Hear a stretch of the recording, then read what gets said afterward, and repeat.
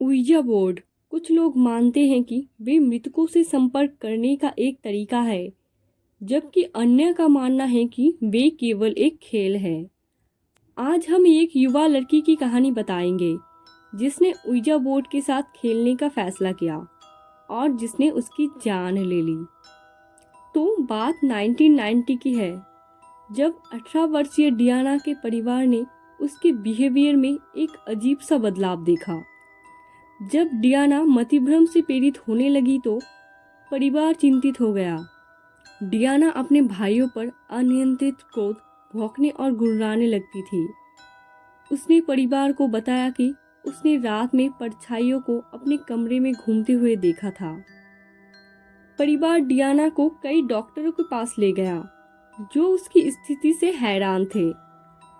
अपने विचित्र लक्षणों के लिए कोई क्लू नहीं मिलने के बाद अगस्त 1991 में डियाना को एक अस्पताल में भर्ती कराया गया था।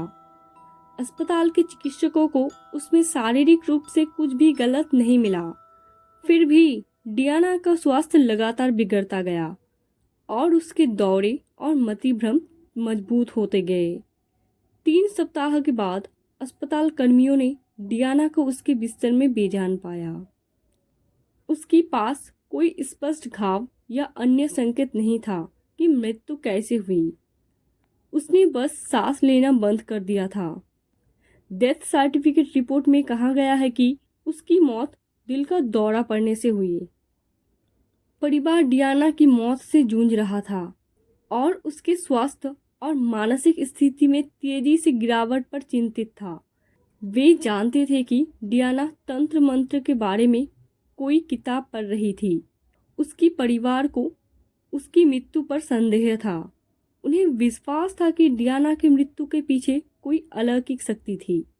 इस समय स्कूल के अधिकारी आगे आए और माता पिता को सूचित किया। डियाना और उसके कुछ दोस्त स्कूल के पीछे एक मैदान में बने घर में ouija बोर्ड के साथ खिलवाड़ कर रहे थे। जीवित लड़कियों के अनुसार बोर्ड का उपयोग करने का विचार डियाना का था। उन्होंने हॉरर गेम खेलना स्टार्ट कर दिया। फिर लड़कियों ने बताया कि कैसे उन्होंने एक छोटे स्पष्ट उल्टे गिलास को सूचक के रूप में इस्तेमाल किया और दोनों ने गिलास के निचले किनारे पर अपनी उंगली रखकर आत्माओं से सवाल पूछना शुरू कर दिया। लड़कियों के अनुसार एक बिंदु पर कांच अपने आप उड़कर बोर्ड के पार चला गया और टुकड़ों में बिखर गया। लड़कियों ने बताया कि जब ouija बोर्ड के साथ खेल रही थी तो कुछ अजीब और भयानक घटनाएं हुई, लेकिन यह केवल शुरुआत थी।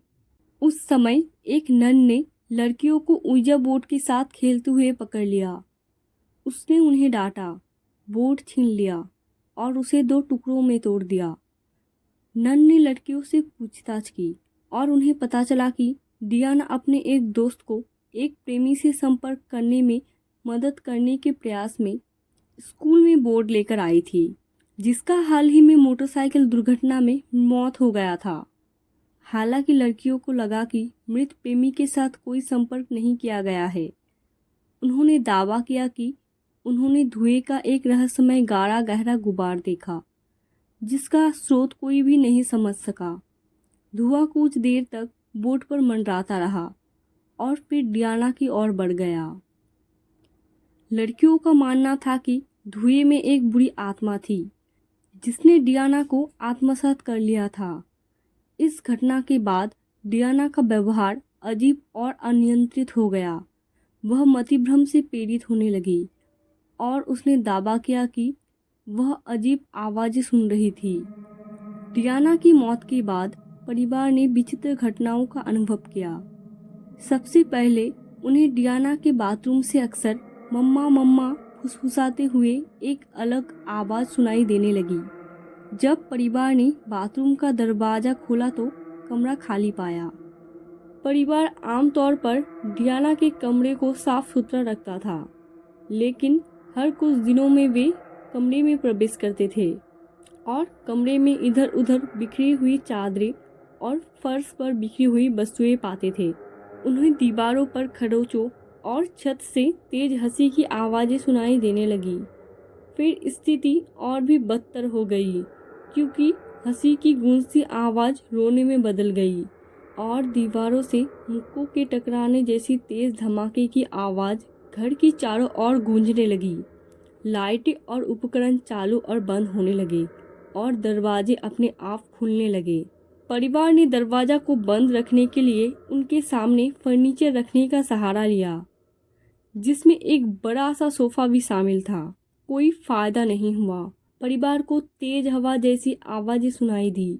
दरवाज़ों के हैंडल मुड़ गए और सोफ़ा सहित फर्नीचर रास्ते से बाहर गिर गया। एक उदाहरण में दरवाज़ा फट गया और एक शेल्फ से मुस्कुराते हुए डियाना की तस्वीर फर्श पर गिर गई। जब उसकी माँ ने तस्वीर उठाई तो उसने उसे अचानक गिरा दिया।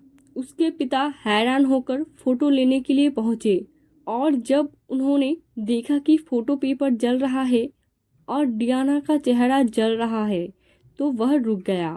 डियाना की मृत्यु के बाद उसके परिवार और पड़ोसियों ने कई अजीबोगरीब घटनाएं देखी। परिवार के सदस्यों को एक अजीब अंधेरा मानवीय प्राणी घर में चुपचाप घूमता हुआ दिखाई देने लगा। यह एक आदमी की आकृति थी जो रेंग रहा था, फर्श पर घसीट रहा था। उसका सिर काला था, आंखें नहीं थी, मुंह नहीं था, कुछ भी नहीं था। वह परिवार की ओर रेंग रहा था। तभी शेल्फ पर रखे खिलौने एक एक करके दूसरी दीवार की ओर तेजी से फेंके जाने लगते थे और फिर उन्होंने धमाके और चीखों की आवाज़ें सुनी। पड़ोसियों ने भी घर के आसपास अजीब गतिविधियों को देखा। उन्होंने बताया कि कैसे उन्होंने घर की दीवारों पर परछाइयाँ बिखेरती हुई देखी और खिलौने और अन्य वस्तुएं हवा में उड़ती हुई देखी। कभी कभी ये वस्तुएं इतनी तेजी से उड़ती थी कि दीवारों में धंस जाती थी। ऊर्जा बोर्ड के साथ खेलने से पहले सावधान रहे।